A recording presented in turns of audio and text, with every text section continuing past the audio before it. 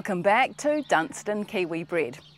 Haunui Farm's the home to Group 1 Australian Guineas performer Felix, who began stud duties in New Zealand this season. I recently caught up with Mark Chitty to get the rundown on the son of Pentire.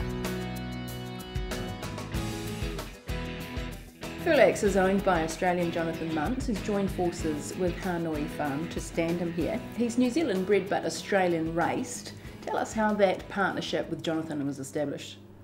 It really came about, Alicia, through Dean Hawthorne, who is Jonathan's bloodstock advisor throughout Australasia.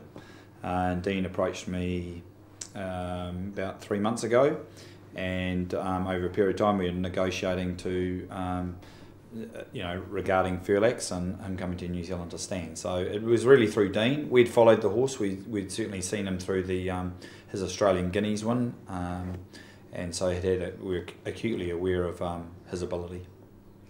He's the best performed son to stand at start of Group 1 producer Pentire. He won in Group 1 himself in the Australian Guineas.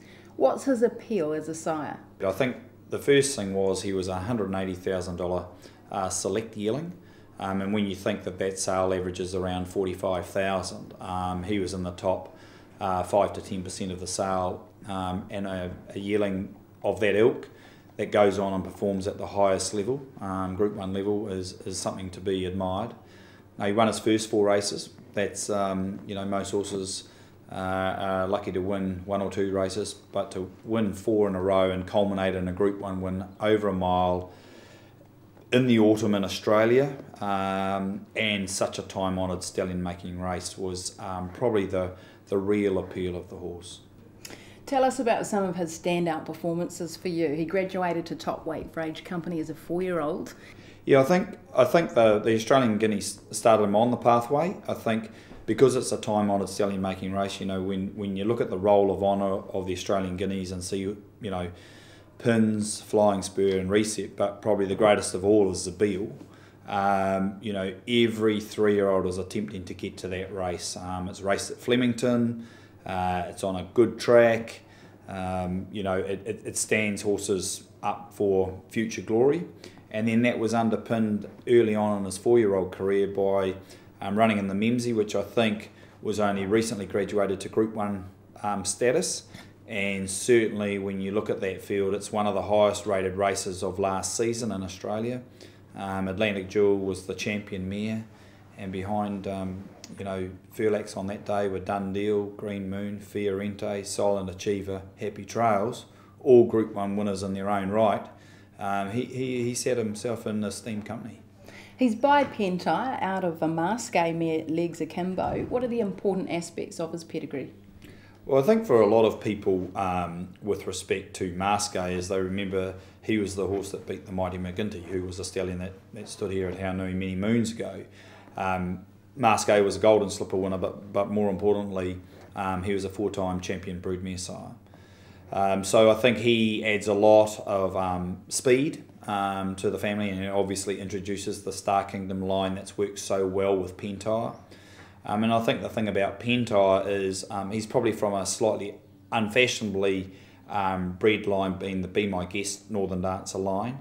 But Pentire himself was a stallion who could leave colts and fillies, he could leave age group champions, he left sprinters and stars at the highest level. And when you think that over half of his Group 1 winners were horses that won Group 1 races in Australia, for us sitting in New Zealand, that is still our major export market and will continue to be so. I think gives breeders a lot of opportunity and hope that a horse like Felix will fit the bill for them and their mares. You've said that he provides the perfect outcross for the Australasian broodmare pool. Why is he so appealing in that sense to the industry?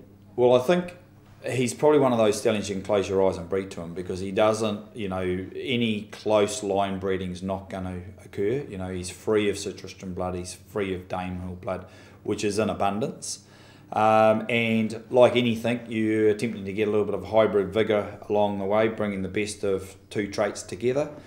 So I think he's a horse that, potentially you're going to be able to experiment a little bit with. He's going to get a vast array of mares. We understand Jonathan's heavily supporting Felix as well through his broodmare band. Yes, he has.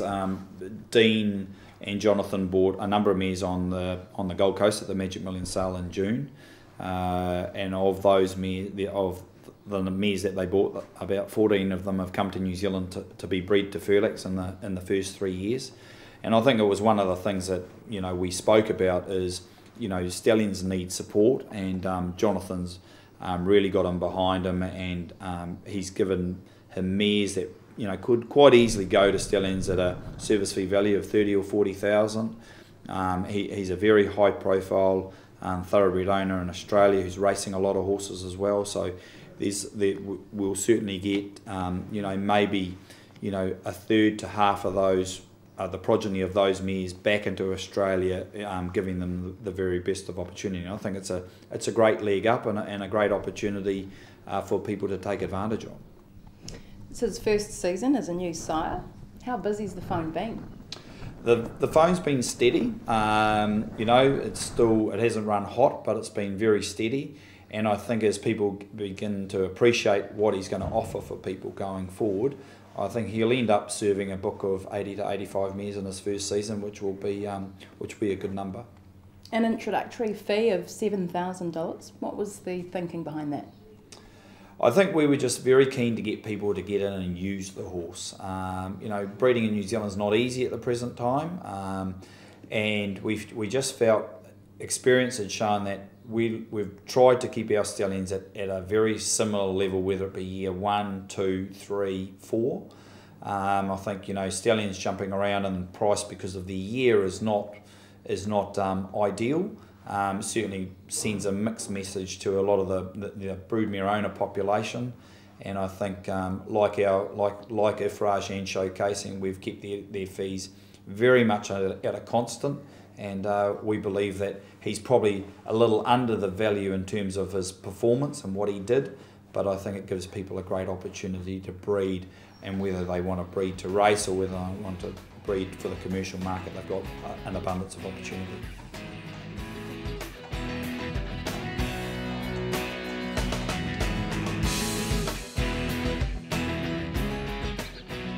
We sense some excitement at Hanoi Farm around the acquirement of Felix and wish the team all the best for the rest of this season. With the support of international animal health products, this week's Pedigree of the Week is the Trelawney stud-bred Australian Group 1 winner, famous Shamus.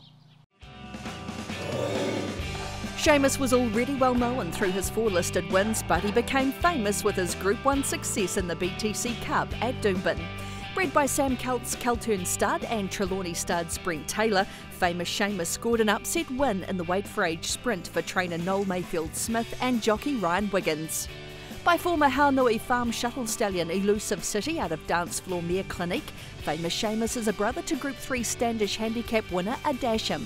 Clinique is a half-sister to Group 2 winning Success Express mare Ferragamo and the Trelawney stud-bred pair of listed winning Zabeel mare National Treasure and stakes-placed Karpstad mare As You Would. Famous Shamus is bred 4x4 to Native Charger, 5x4 to Secretariat and has 3 strains of both Mr Prospector and Northern Dancer in his first 5 removes. His season was capped when he was named Provincial Horse of the Year at the New South Wales Racehorse Owners Awards. This week's Pedigree of the Week was proudly brought to you by International Animal Health Products. That brings to a close this week's episode of Kiwi Bred. Be sure to tune in next week when we introduce the hard-working and driven Libby Bleakley of Hyden Park and present Paxton Park's new sire, Jackalbury. I look forward to your company then.